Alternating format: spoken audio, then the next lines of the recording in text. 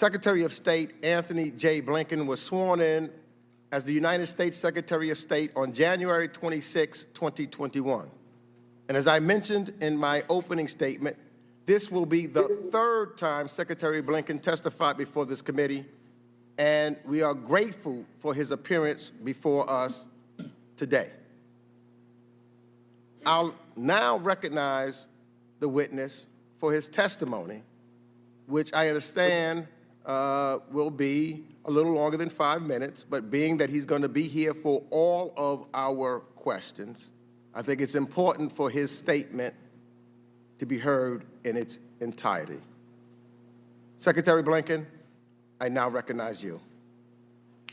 Mr. Chairman, thank you very much. And Mr. Chairman, Ranking Member McCall, thank you for today. I welcome this opportunity to discuss our policy on Afghanistan, including where we are, how, and where we're going in the weeks and months ahead. For 20 years, Congress has conducted oversight and provided funding for the mission in Afghanistan. I know from my own time as a staff member for then Senator Biden how invaluable a partner Congress is. As I said when I was nominated, I believe strongly in Congress's traditional role as a partner in foreign policy making. I'm committed to working with you on the path forward in Afghanistan and to advance the interests of the American people. On this 20th anniversary of 9/11, as we honor the nearly 3,000 men, women, and children who lost their lives, we're reminded why we went to Afghanistan in the first place: to bring justice to those who attacked us and to ensure that it would not happen again. We achieved those objectives long ago. Osama bin Laden was killed in 2011, a decade ago.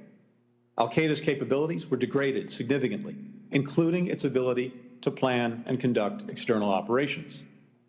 After 20 years, 2,641 American lives lost, 20,000 injuries, $2 trillion spent, it was time to end America's longest war. When President Biden took office in January, he inherited an agreement that his predecessor had reached with the Taliban to remove all remaining forces from Afghanistan by May 1st of this year. As part of that agreement, the previous administration pressed the Afghan government to release 5,000 Taliban prisoners, including some top war commanders. Meanwhile, it reduced our own force presence to 2,500 troops. In return, the Taliban agreed to stop attacking U.S. and partner forces and to refrain from threatening Afghanistan's major cities. But the Taliban continued a relentless march on remote outposts, on checkpoints, on villages and districts, as well as the major roads connecting them. By January 2021, the Taliban was in the strongest military position it had been in since 9/11, and we have the smallest number of troops on the ground since 2001. As a result, upon taking office, President Biden immediately faced the choice between ending the war or escalating it. Had he not followed through on his predecessor's commitment, attacks on our forces and those of our allies would have resumed, and the Taliban's nationwide assaults on Afghanistan's major cities would have commenced. That would have required sending substantially more U.S. forces into Afghanistan to defend themselves and prevent a Taliban takeover, taking casualties, and with, at best, the prospect of restoring a stalemate and remaining stuck in Afghanistan under fire indefinitely. There's no evidence that staying longer would have made the Afghan security forces or the Afghan government any more resilient or self-sustaining.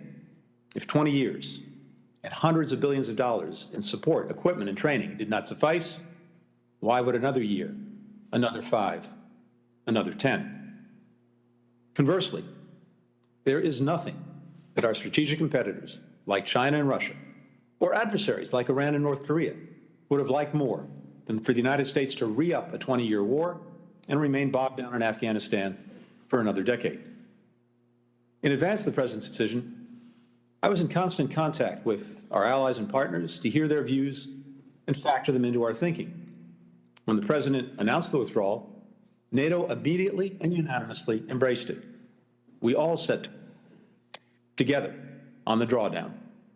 Similarly, we were intensely focused on the safety of Americans in Afghanistan. In March, we began urging them to leave the country.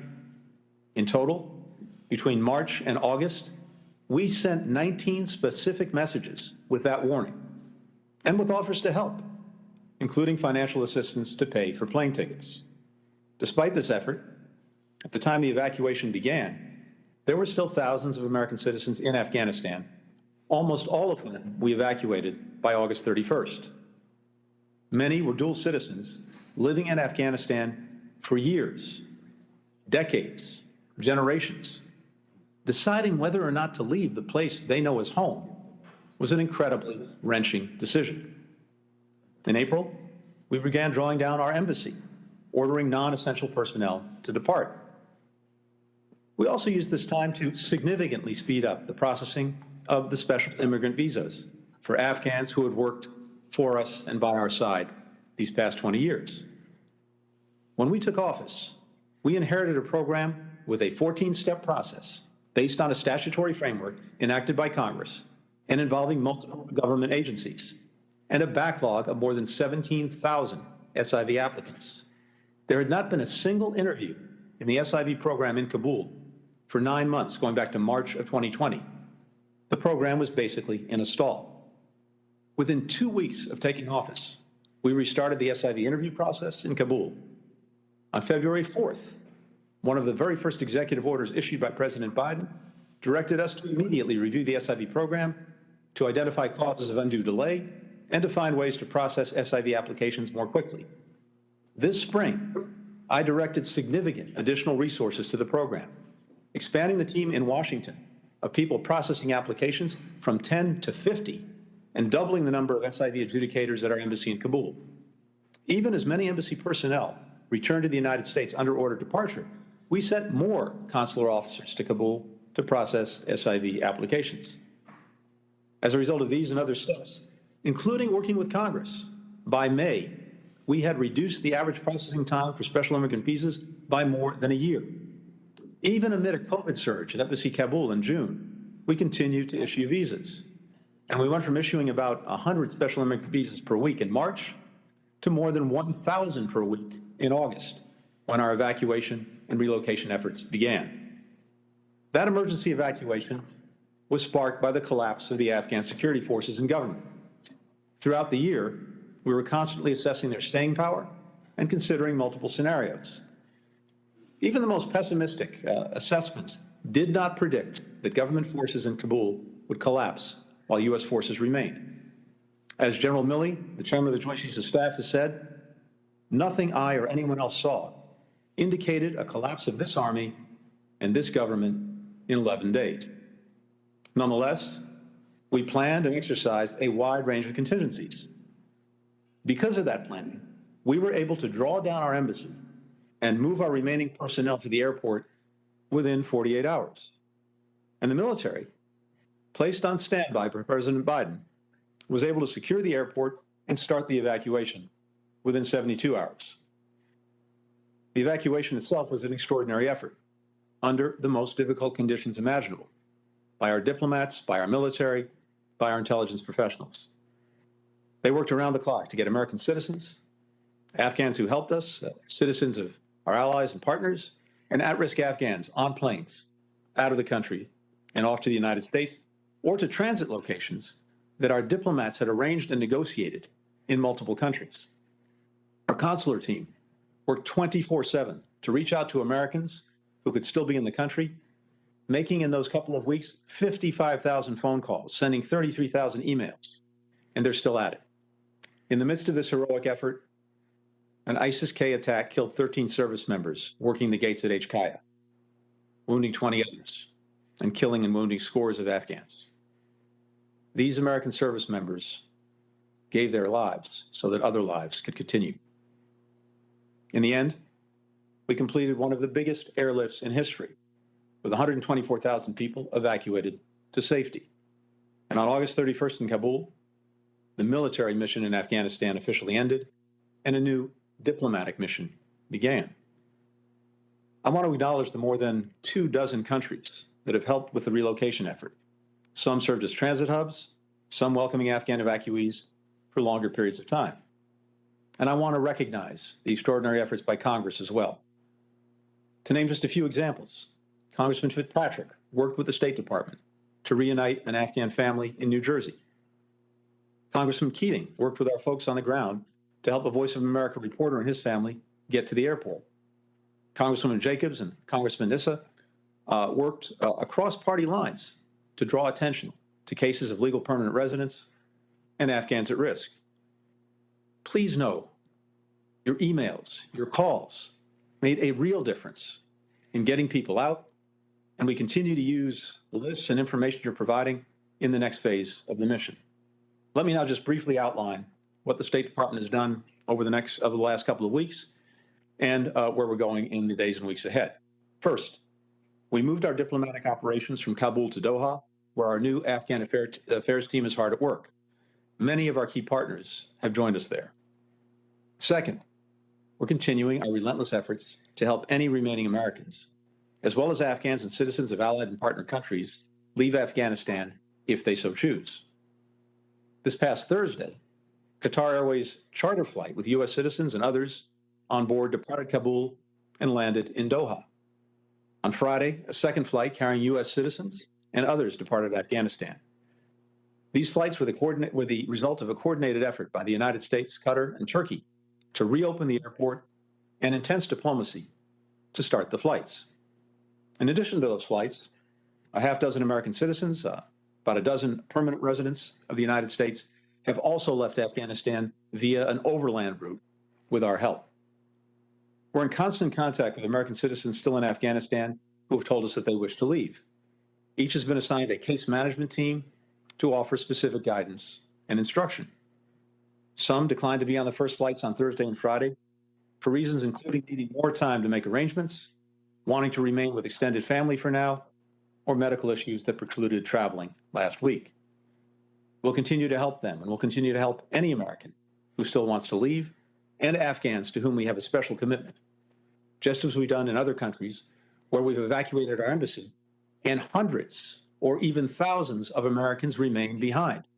For example, in Libya, in Syria, in Venezuela, in Yemen, in Somalia. There is no deadline for this mission. Third, we're focused on counterterrorism. Taliban is committed to prevent terrorist groups from using Afghanistan as a base for external operations that could threaten the United States or our allies, including Al-Qaeda and ISIS-K. We'll hold them accountable for that. That does not mean we will rely on them. We will remain vigilant in monitoring threats. We'll maintain robust counterterrorism capabilities in the region to neutralize those threats if necessary. And we do that in places around the world where we do not have military forces on the ground. Fourth, we continue our intensive diplomacy with allies and partners. We initiated a statement joined by more than half the world's countries, over 100 countries, as well as the United Nations Security Council resolution, setting out the international community's expectations of a Taliban-led government. We expect the Taliban to ensure freedom of travel, to make good on its commitments on counterterrorism, to uphold the basic rights of the Afghan people, including women, girls, and minorities, to name a broadly representative permanent government, to forswear reprisals.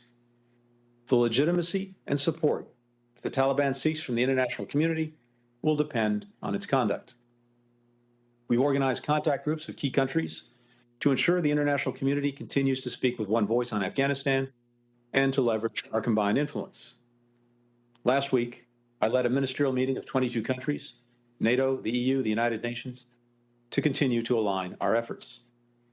And fifth, we'll continue to support humanitarian aid to the Afghan people. Consistent with sanctions, this aid will not flow through the government, but rather through independent organizations like NGOs and UN agencies. Just today, we announced that the United States is providing nearly $64 million in new humanitarian assistance to the people of Afghanistan to meet critical health and nutrition needs, address the protection concerns of women, children, and minorities, to help more children, including girls, go back to school. This additional funding means the United States has provided nearly $330 million in assistance to the Afghan people this fiscal year.